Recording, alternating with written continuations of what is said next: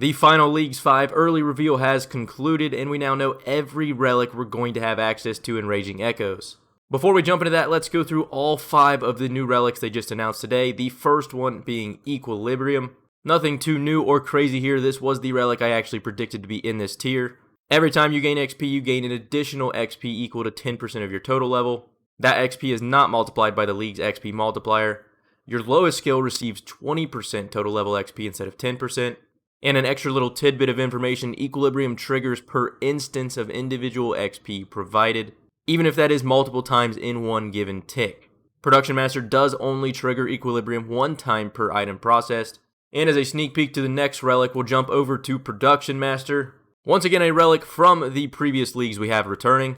The money-making / mega crafting method I posted a few days ago when it comes to the gem stalls in both Desert and Varlamore now goes incredibly hard with Production Master. All of the activities or skills that involve producing goods in the game, all items are processed in one action.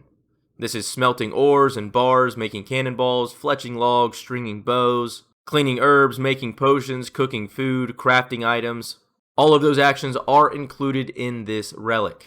Now, one of the new ones we have is Pocket Kingdom, and this one's very interesting. I can't imagine it being a heavily picked relic, but as its name indicates, once you pick it, you receive the Pocket Kingdom, and this item gives you full access to managing your Miscellanea Kingdom from anywhere. Workers work for 50% less GP, they always have max appeal, they produce twice as many resources, and you accrue resources every hour instead of every day. Now, while I said I can't imagine this one being very heavily picked, this relic will offer up an absolute boatload of raw resources, which could be a great counter to some of the other relics in other tiers. Things like Overgrown or Friendly Forager now could be a little less important if you wanted to go with different relics in those tiers, because this one would offer up those herbs you were going to be missing out on. Now for our last two, we have two fan favorites, the Clue Scroll and the Slayer relics. For Clue Scrolls, we have the Treasure Arbiter. Implings and creatures that drop Clue Scrolls have a 1 in 15 chance of doing so. Clue Geodes, Nest, and Bottles are 10 times more common. All clues will be completable in the lowest number of steps possible. Emote, Phalo the Bard, and Charlie clue steps no longer have item requirements. That is a very interesting one. And every clue casket now has the max amount of rolls for rewards.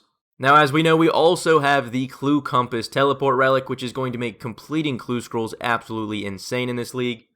One thing I do want to note, though, is the number and points for clue-related tasks has been toned down.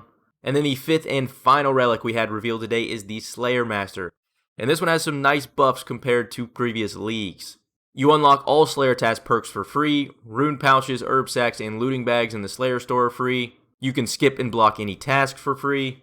A slight tweak in comparison to just being able to pick and choose which task you are assigned. You will gain between 1,000 to 15,000 bonus Slayer XP for the first time you kill the 100th of any unique Slayer monster. The XP rewarded is scaled by the monster's Slayer level requirement. This XP being the 1,000 to 15,000 is stated before the multiplier, and the multiplier does affect it. But the last one and the most interesting perk of this entire relic is that you are always on task for all eligible Slayer monsters. Meaning if Mauritania is one of your regions and you have access to the Black Mask, any monster that is assignable as a Slayer task, you will gain the benefits of the Slayer Helm damage. And the expectation is this works regardless of what your Slayer task actually is. If a monster is assignable as a Slayer task, you are technically always on task for that monster and you will always receive Slayer XP.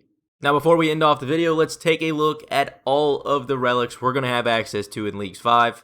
After yesterday's reveal, we knew all of the relics leading up to Tier 4 except for the final one in the Tier 4 class, and that is now going to be Equilibrium.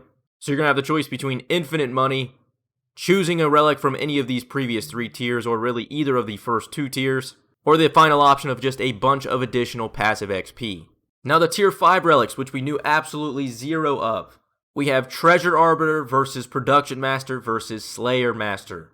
And after having previously 0 announced to now all 3, I think this is going to be one of the more difficult tiers to pick from.